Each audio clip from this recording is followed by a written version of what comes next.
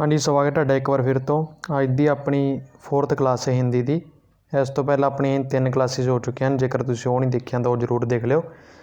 ਤੇ ਅੱਜ ਪਿਛਲੀ ਕਲਾਸ ਆਪਾਂ ਹੀ ਕਲਾਸ 3rd ਵਿੱਚ ਕੀਤਾ ਸੀ। ਹਿੰਦੀ ਦੀ ਕਲਾਸ 3rd ਵਿੱਚ ਆਪਾਂ ਕੀਤਾ ਸੀ ਇਹ ਵਾਲੇ ਟੌਪਿਕ ਸਰਵਣ ਦਾ ਅਰਥ, ਸਰਵਣ ਕੌਸ਼ਲ ਦਾ ਮਹੱਤਵ, ਸਰਵਣ ਕੌਸ਼ਲ ਦੇ ਉਦੇਸ਼। ਤੇ ਅੱਜ ਆਪਾਂ 4th ਕਲਾਸ ਵਿੱਚ ਇਹ ਵਾਲੇ ਕਰਾਂਗੇ ਜੀ ਸਰवण कौशल की शिक्षण विधियाँ, श्रवण दोष के कारण, श्रवण दोष के सुधार, आदर्श श्रवण कौशल शिक्षण में अध्यापक की भूमिका। इसमें मैं आपको बता दूं कि 5 मार्क्स का क्वेश्चन भी आ सकता है और 2 मार्क्स का क्वेश्चन भी आ सकता है। 2 मार्क्स का क्वेश्चन कैसे आ सकता है? ऐसे श्रवण दोष के कारण बताएं, 2 मार्क्स में आ सकता है। श्रवण दोष के सुधार बताएं, 2 मार्क्स में आ सकता है। और 5 मार्क्स में आ सकता है श्रवण दोष का अर्थ बताएं और इसके साथ कुछ भी जोड़ सकते हैं। श्रवण दोष के सुधार लिखें, श्रवण दोष का अर्थ बताकर श्रवण दोषण के कारण लिखें। ऐसे 2 क्वेश्चन को जोड़कर 5 मार्क्स का एक क्वेश्चन बना सकते हैं ये। और शुरू करते हैं आज की क्लास अपनी। मैंने आपको पहले भी बताया था, अगर आप सीटेट में हिंदी लैंग्वेज आपने चुनी है तो ये जो हमारा लेसन है, फर्स्ट यूनिट है जिसमें 4 लेसन है, ये आपके लिए बहुत ही ज़्यादा इंपॉर्टेंट है। इसमें से आपको 8-10 मार्क्स के क्वेश्चन, इससे ज़्यादा भी आ सकते हैं, 8-10 मार्क्स के क्वेश्चन सीटेट में आपको देखने को मिलेंगे। तो इसलिए आप ये क्लास से ध्यान से देखें अगर आपने सीटेट की भी अप्लाई किया हुआ है। शुरू करते हैं। श्रवण कौशल शिक्षण की विधियाँ। श्रवण कौशल जो है, श्रवण लिसनिंग स्किल इसको इंग्लिश में कहते हैं। लिसनिंग श्रवण जो सुनने वाला है, लिसनिंग स्किल्स श्रवण कौशल शिक्षण की विधियाँ क्या है? भाषा शिक्षण में अध्यापक को विभिन्न प्रकार की विधियों, युक्तियों, प्रविधियों तथा प्रक्रियाओं का प्रयोग करना पड़ता है। भाषा शिक्षण होता है किसी को भाषा सिखाना। उसमें क्या है, ये अध्यापक को विभिन्न प्रकार की विधियों, अलग अलग प्रकार की विधियों, युक्तियों, प्रविधियों तथा प्रक्रियाओं का प्रयोग करना पड़ता है। श्रवण कौशल इन सभी विधियों व प्रविधियों का अनिवार्य अंग है। श्रवण कौशल क्या है, इन सब विधियों और प्रविधियों का अनिवार्य अंग है। भाषा शिक्षण के लिए किसी भी विधि का प्रयोग किया जाए उसमें श्रवण कौशल का शिक्षण स्वस्थ होता है। कोई भी भाषा शिक्षण के लिए विधि अपनाई जाए उसमें क्या होता है, श्रवण कौशल का जो है प्रयोग स्वस्थ होता है, सबसे ज़्यादा होता है। उदाहरण के तौर पर यदि छोटी कक्षाओं में किंडरगार्टन विधि, मॉन्टेसर विधि या खेल विधि का प्रयोग होता है तो बच्चों को कई निर्देश देने होते हैं। अगर छोटी भाषा शिक्षण के जो छोटी कक्षाओं में किंडरगार्टन विधि होती है, मॉन्टेसर विधि होती है और खेल विधि होती है, तो इसमें क्या है, बच्चों को कई तरह के निर्देश देने होते हैं। इन निर्देशों को सुनने और समझने से बच्चों के श्रवण कौशल का विकास स्वतः होता है।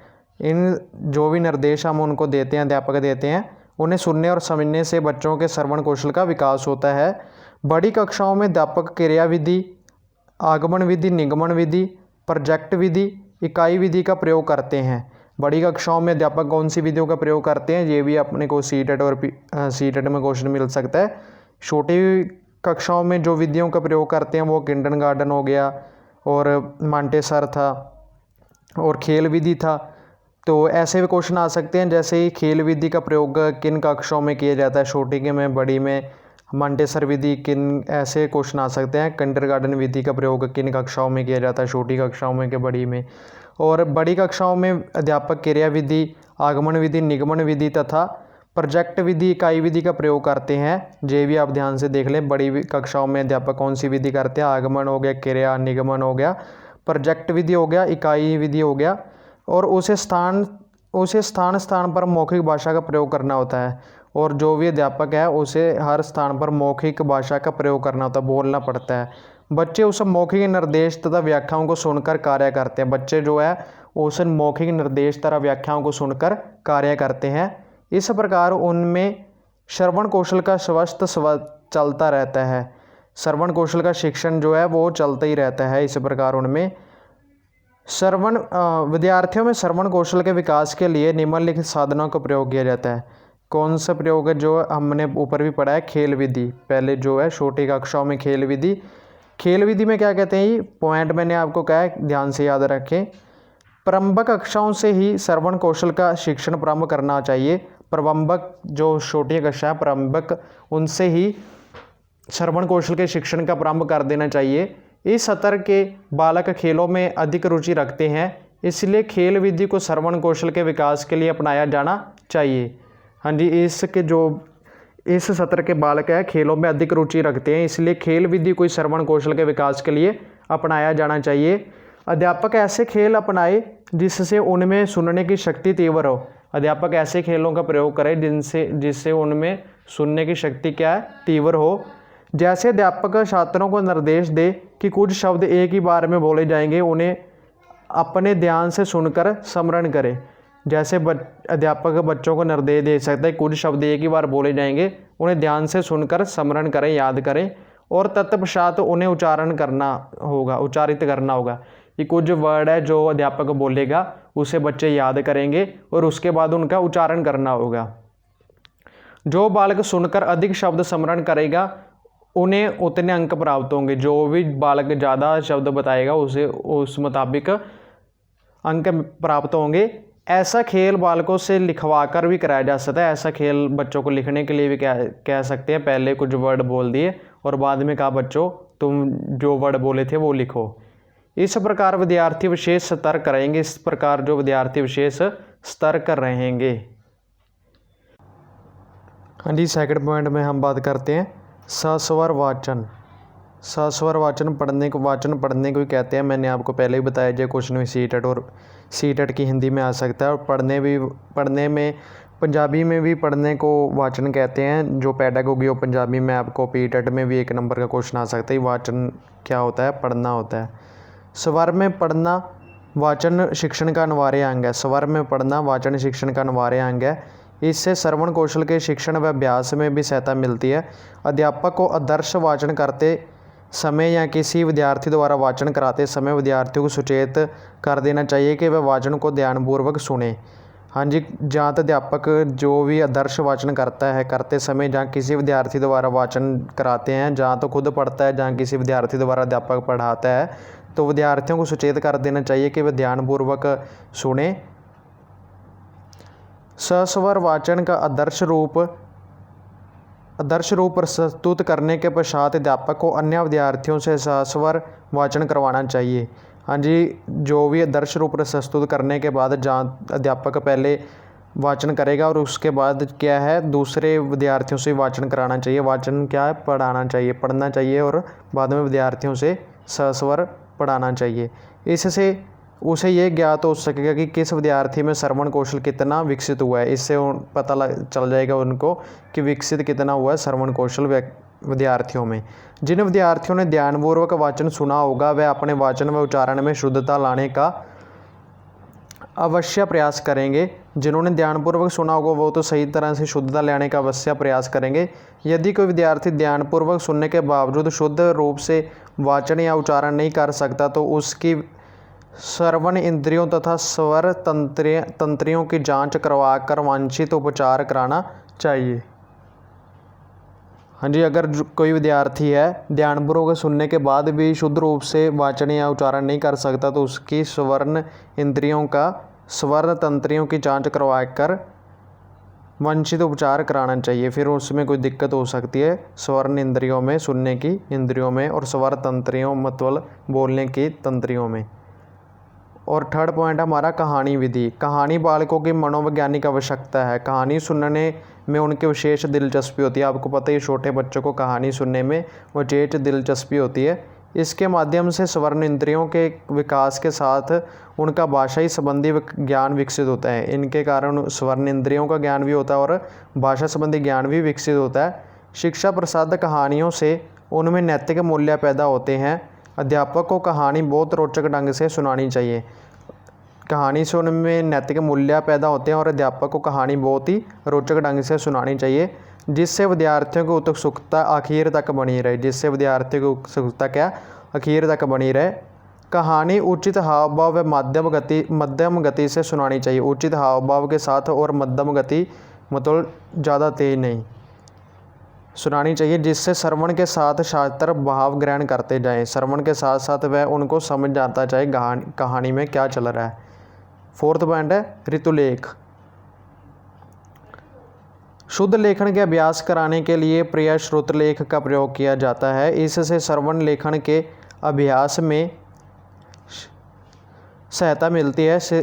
ऋतुलेख की प्रक्रिया से विद्यार्थियों को इसमें अपनी ज्ञान इंद्रियों को प्रयुक्त करने का पर्याप्त अवसर मिलता है, जिससे उनके श्रवण कौशल का अभ्यास होता है।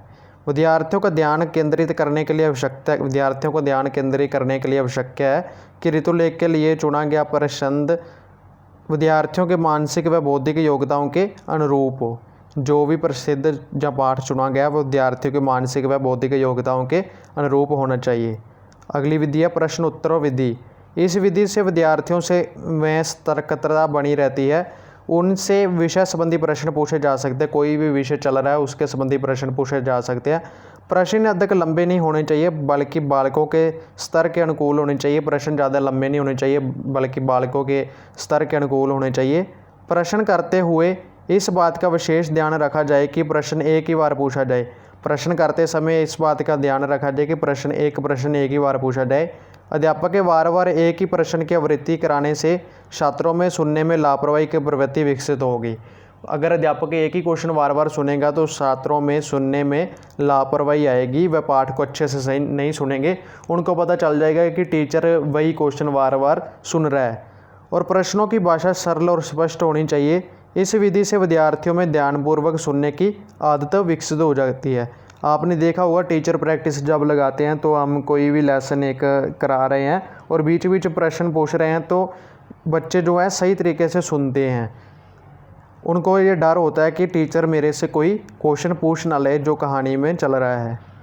6 पॉइंट है ये वाद विवाद और विचार विमर्श। वाद विवाद और विचार विमर्श में केवल भाग लेने वाले के श्रवण कौशल को ही अभ्यास का अवसर प्राप्त नहीं होता, बल्कि इन्हें सुनने वालों को भी अपने श्रवण कौशल के प्रयोग का पर्याप्त अवसर मिल जाता है। हाँ जी, वाद विवाद और विचार विमर्श में केवल भाग लेने वाले के श्रवण कौशल को ये अभ्यास का अवसर प्राप्त नहीं होता, बल्कि इन्हें सुनने वालों को भी अपने श्रवण कौशल के प्रयोग का पर्याप्त अवसर मिल जाता है। श्रोता विद्यार्थी भी अपने कान खुले रखते हैं और ध्यानपूर्वक उनकी बातें सुनते हैं। श्रोता विद्यार्थी भी अपने कान खुले रखते हैं और ध्यानपूर्वक उनकी बातें सुनते हैं। वह व्यक्तियों को सुझाव भी देते रहते हैं। वाद विवाद और विचार विमर्श क्या होता है? जो भी आप देखते हैं डिबेट टीवी में भी चलता रहता है, और ऐसे ही कहते हैं वाद विवाद और विचार विमर्श में भाग लेने वाले विद्यार्थी नहीं, बल्कि सुनने वाले को भी अपने श्रवण कौशल का प्रयोग का पर्याप्त अवसर मिल जाता है।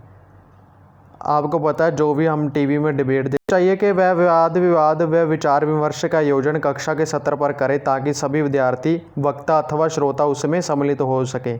अध्यापक को चाहिए कि वह वाद विवाद व विचार विमर्श का आयोजन कक्षा के सत्र पर करे, ताकि सभी विद्यार्थी वक्ता बोलने वाला होता है और श्रोता सुनने वाला, श्रोता उसमें सम्मिलित हो सके। अध्ययन विधि। अध्यापक विषय संबंधी अक्षरीय प्रसंगों, घटनाओं, कथाओं की व्याख्या कर सकता है। विद्यार्थी ऐसे वर्णन को सुनने में बहुत रुचि रखते हैं।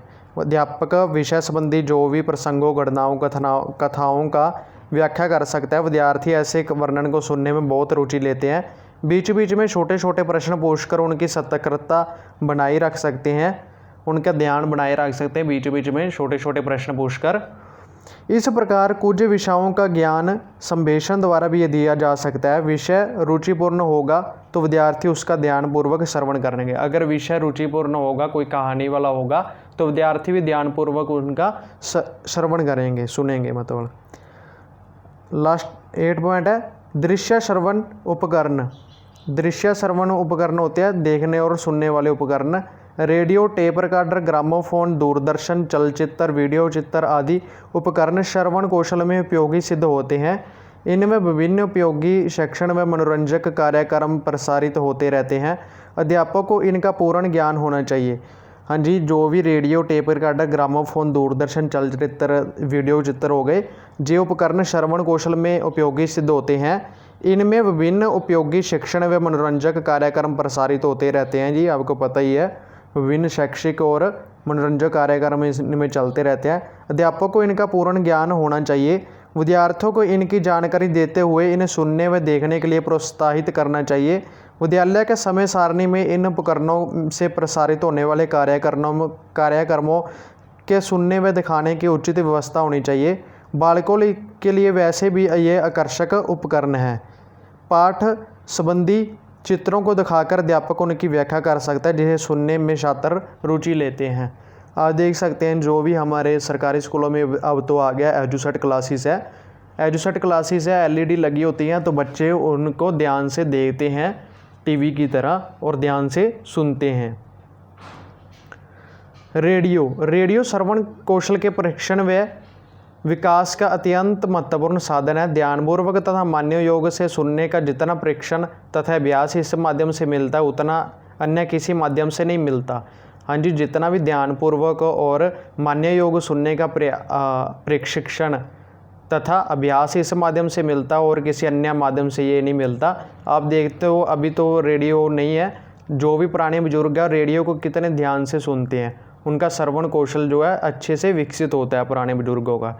इसमें केवल कान तथा मस्तिष्क क्रिया रहते हैं, इसलिए एकाग्रचित होना आसान होता है। इसमें एकाग्रचित होना आसान होता है। आकाशवाणी के विभिन्न केंद्रों से कई प्रकार के कार्यक्रम, भाषण, वाद विवाद, नाटक, फीचर, न्यूज रील, कविता पाठ आदि प्रसारित होते रहते हैं। आकाशवाणी के विभिन्न केंद्रों से कई प्रकार के कार्यक्रम, भाषा, वाद विवाद, नाटक, फीचर और न्यूज रील, कविता पाठ आदि प्रसारित होते रहते हैं। इनमें कई कार्यक्रम विशेष आयु के वर्ग के बच्चों के लिए होते हैं। अध्यापक को विभिन्न आयु वर्ग के बच्चों को उनके लिए उपयोगी कार्यक्रमों के संबंध में बताना चाहिए और सुनने के लिए प्रेरित करना चाहिए। धीमी आवाज़ का अभ्यास, लास्ट पॉइंट है धीमी आवाज़ का अभ्यास। धीमी आवाज़ का अभ्यास में क्या ही अध्यापक विद्यार्थियों को स्वर्ण इंद्रियों के विकास के लिए ऐसा अभ्यास भी करा सकता है कि वह किसी अनुच्छेद का वाचन करते हुए धीरे धीरे अपनी आवाज़ को कम करता जाए। कोई भी अनुच्छेद या पाठ का वाचन होता है पढ़ना। कोई भी अनुच्छेद पढ़ रहा है अध्यापक पहले आवाज़ ऊँची रखे, फिर धीरे धीरे अपनी आवाज़ कम करता जाए और विद्यार्थियों का उन्हें सुनकर समझने को प्रेरित करें। इस अभ्यास द्वारा विद्यार्थी एकाग्रचित होकर सुनने का प्रयास करेंगे। इन सब श्रवण संबंधी प्रविधियों गतिविधियों के संचालन के लिए अध्यापक की अपनी रुचि का होना अति आवश्यक है। अपनी रुचि भी होनी चाहिए अध्यापक की इन सब के लिए, तभी विद्यार्थियों में श्रवण को विकसित किया जा सकता है। श्रवण कौशल को तभी विकसित किया जा सकता है। श्रवण दोष के कारण क्या है, आगे हम करेंगे। श्रवण दोष के कारण ये भी आपका 5 मार्क्स या 2 मार्क्स में क्वेश्चन आ सकता है। श्रवण दोष के कारण ये 2 मार्क्स में आया भी था एक पेपर में। ये कमी बालकों में जन्मजात भी होती है और जन्म के बाद भी श्रवण क्षति युक्त हो सकती है। जन्मजात भी श्रवण दोष हो सकता है, सुनने का दोष, और जन्म के बाद भी श्रवण क्षति युक्त हो सकता है, कानों में कोई प्रॉब्लम आ सकती है जन्म के बाद भी। इसके कुछ कारण जो इस प्रकार है। श्रवण संबंधी दोषों का एक प्रमुख कारण आनुवंशिकता है। आनुवंशिकता है जो भी ये देखा जाता है कि जिन बालकों के माता पिता बहरे होते हैं उन्हें श्रवण दोष होता है। जिन बालकों के माता पिता बहरे होते हैं उनके श्रवण दोष भी हो सकता है। सेकंड पॉइंट है, गर्भावस्था के समय यदि कोई माँ जहरीले पदार्थ का सेवन करे या अस्तुलित भोजन ग्रहण करे तो भी बच्चे को श्रवण दोष हो सकता है। गर्भावस्था के दौरान यदि कोई माँ जहरीले पदार्थ का सेवन करे या अस्तुलित भोजन खाए तो बच्चे को श्रवण दोष हो सकता है। थर्ड पॉइंट है, कुछ बीमारियाँ ऐसी होती हैं जो श्रवण दोष उत्पन्न करती है, जैसे कनफड़ा, खसरा, चेचक, कान में मावद आदि। ये बीमारियों का नाम है जो श्रवण दोष उत्पन्न कर सकती है। कनफड़ा हो गया, खसरा, चेचक, कान में मवाद आदि। फोर्थ पॉइंट है, किसी दुर्घटना में भी श्रवण दोष हो सकता है, कोई दुर्घटनावश भी श्रवण दोष हो सकता है। फिफ्थ पॉइंट, किसी लकड़ी या पिन से कान का मैल निकालते समय भी बालक अनजाने में कर्णपटल को नुकसान पहुंचा लेता है, कान का पर्दा पड़ जाता है जिससे उसे श्रवण दोष हो सकता है। निरंतर उच्च ध्वनि सुनते रहने से भी श्रवण दोष हो सकता है। निरंतर उच्च ध्वनि सुनने से भी श्रवण दोष हो सकता है। इसकी आपको एक एग्जांपल, अगर हम मोबाइल पर ईयरफोन लगाकर सुनते हैं तो वो हमें बता देता है कि ज़्यादा हाई वॉल्यूम आपके ईयर्स के लिए नुकसानदायक हो सकती है, हार्मफुल हो सकती है। 7 पॉइंट है, वृद्धावस्था में शारीरिक तंत्र कमज़ोर पड़ने पर भी अति कम सुनाई देने लगता है। आपको पता है जो बुजुर्ग है वो लास्ट अवस्था में, वृद्धावस्था में जो बुजुर्ग होते हैं उनको सुनने में प्रॉब्लम आने लग जाती है। 8 पॉइंट है, यदि बालक को संतुलित आहार नहीं मिलता तो उसकी श्रवण शक्ति ऋणात्मक रूप से प्रभावित होती है। अगर बालक को संतुलित भोजन नहीं मिलता तो उसकी जो है श्रवण शक्ति वो है हौली हौली कम होने लगती है, धीरे धीरे। 9th पॉइंट है, मुंह के खड़ों व कानों की देखभाल ना करने से भी श्रवण दोष हो सकता है। मुंह के खड़ों व कानों की देखभाल, मुंह की जड़ें होगी और कानों की देखभाल ना करने से भी श्रवण दोष हो सकता है। उपरोक्त वर्णित कारण श्रवण दोष के मुख्य कारण है। श्रवण दोष के सुधार, अगर श्रवण दोष है या ना हो तो इसके लिए क्या सुधार करने चाहिए। क्वेश्चन 5 मार्क्स में ये दोनों आ सकते हैं, श्रवण दोष के कारण बताएं और इसके सुधार के लिए उपाय बताएं। ऐसे भी आ सकता है और 2-2 मार्क्स में आ सकते हैं, श्रवण दोष के कारण बताएं या फिर श्रवण दोष के सुधार बताएं। श्रवण दोष के सुधार की तरफ ध्यान देना अति आवश्यक है। बच्चों के अभिभावक कौन है, उनके माता पिता को मदद व सलाह दी जानी चाहिए ताकि वह बच्चों में श्रवण दोषों को पहचान सके तथा उनकी उचित सुधार हो सके। श्रवण दोष वह पहचान सके अपने बच्चों में और उनका उचित सुधार हो सके, जो उनके माता पिता को सलाह देनी चाहिए अभिभावकों को। कम सुनने, ऊंचा सुनने, बिदर बालकों के लिए चिन्ह भाषा का प्रयोग किया जाना चाहिए। जो भी कम सुनते हैं, ऊंचा सुनते हैं, या जो नहीं सुन सकते उनके लिए चिन्ह भाषा का प्रयोग किया जाना चाहिए, साइन लैंग्वेज का। कानों की उचित प्रकार से देखभाल की जानी चाहिए। श्रवण दोष होने पर सही व नियमित डॉक्टरी जांच करवानी चाहिए। कानों की सफाई में कभी भी तीखी या नुकीली उपकरण का प्रयोग नहीं करना चाहिए। कान साफ करते समय तीखी और नुकीली उपकरणों का प्रयोग नहीं करना चाहिए। अगर श्रवण क्षति से ग्रस्त बच्चे को जीवन की प्रथम अवस्था में मदद मिल जाए तो श्रवण दोष के प्रभाव को काफ़ी कम किया जा सकता है। अगर श्रवण क्षति से ग्रस्त बच्चे को जीवन की प्रथम अवस्था में मदद मिल जाए तो श्रवण दोष के प्रभाव को काफ़ी कम किया जा सकता है। उपरोक्त विवेचन के आधार पर अभिभावकों व विद्यार्थियों द्वारा उचित सुधार कर श्रवण दोष को दूर किया जा सकता है। उपरोक्त विवेचन के आधार पर क्या है, अभिभावकों व विद्यार्थियों द्वारा उचित सुधार कर श्रवण दोष को दूर किया जा सकता है। आदर्श श्रवण कौशल शिक्षण में अध्यापक की क्या भूमिका है। ये अपना लास्ट है, इसके साथ ही हमारा फर्स्ट लेसन जो है ख़त्म होता है। आदर्श श्रवण कौशल शिक्षण में अध्यापक की भूमिका क्या है। सर्वप्रथम अध्यापक को कक्षा के भीतर व बाहर के वातावरण की सुव्यवस्था की ओर सतर्क रहना चाहिए। अध्यापक का स्वयं का उच्चारण शुद्ध होना चाहिए। अध्यापक का स्वयं का उच्चारण जो है शुद्ध होना चाहिए। उसे उचित गति व स्वराघात बालाघात के अनुरूप अपने विचार व्यक्त करने चाहिए। अध्यापक को विद्यार्थियों के मानसिक स्तर के अनुरूप विषय सामग्री का प्रयोग कराना चाहिए। विद्यार्थियों को स्पष्ट भाषा में निर्देश दिए जाने चाहिए। कक्षा में अध्यापक से अधिक आदर्श वाचन कराना चाहिए। आदर्श वाचन होता है अच्छे तरीके से पढ़ाना। विद्यार्थियों को अनुकरण वाचन के लिए प्रेरित करना चाहिए जिससे उनके श्रवण कौशल की जांच हो सके। विद्यार्थियों को अनुकरण होता है नकल वाचन। नकल वाचन मतलब नकल, एक दूसरे की नकल से पढ़ने के लिए प्रेरित करना चाहिए जिससे उनके श्रवण कौशल की जांच हो सके। सापेक्ष में कहा जा सकता है कि भाषाई कौशलों के अभ्यास के जितने अवसर प्रदान किए जाएंगे श्रवण कौशल उतना ही विकसित होगा। प्रश्नावली इस तरह से प्रश्न बन सकते हैं। देखो 5 मार्क्स में, भाषाई कौशल से आपका क्या अभिप्राय है, स्पष्ट करें। भाषाई कौशल से आपका क्या अभिप्राय है, जो हमने सबसे पहले किया था, स्पष्ट करें। भाषा शिक्षण में श्रवण कौशल शिक्षण की महत्वता पर प्रकाश डालें। ये 5 मार्क्स का क्वेश्चन है। 2 मार्क्स का ये होगा और 3 मार्क्स का ये, टोटल 5 मार्क्स हो जाएंगे। आपने अगर मेरा प्रीवियस ईयर पेपर वाला वीडियो नहीं देखे तो वो देख लें, उससे आपको काफ़ी मदद मिलेगी। सेकंड है, भाषा शिक्षण में श्रवण कौशल शिक्षण की क्या आवश्यकता है। भाषा शिक्षण में श्रवण कौशल शिक्षण की क्या आवश्यकता है। अध्यापक को किन किन उपायों द्वारा विद्यार्थियों की श्रवण इंद्रियों विकसित करनी चाहिए। जो अब लास्ट में हमने जो पढ़ा है वो वाला है। श्रवण दोष के कारण बताते हुए निवारण के उपाय बताएं। जे भी हमने अभी पढ़ा इस वीडियो में, इस क्लास में। भाषा शिक्षण के लिए विभिन्न कौशलों का वर्णन करते हुए श्रवण कौशल के महत्व पर प्रकाश डालें।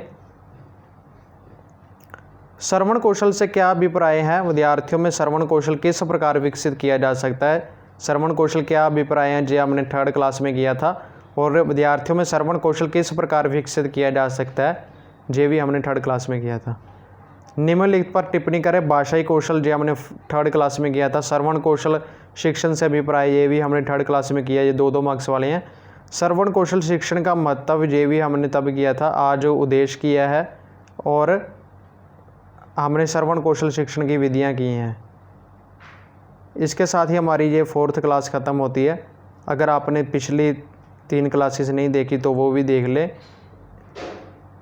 ETT फर्स्ट और सेकेंड ईयर के अगर स्टूडेंट है तो चैनल को सब्सक्राइब कर लें, क्योंकि यहाँ पर आपको ETT फर्स्ट और सेकेंड ईयर के सभी सब्जेक्ट्स की वीडियो क्लासेस मिल जाएंगी। अगर आपने चैनल को सब्सक्राइब नहीं किया तो आपको नोटिफिकेशन नहीं मिलेंगे। और चैनल की प्लेलिस्ट में टाइम टू टाइम जाते रहें, वहाँ पर आपको नई क्लासेस मिलती रहेंगी। कई बार आपको नोटिफिकेशन नहीं मिलता, मैं उनको चैनल की प्लेलिस्ट में अपडेट कर दूँगा और बाद में मैं आपको डिस्क्रिप्शन में भी लिंक देने की पूरी कोशिश करूँगा। Thank you.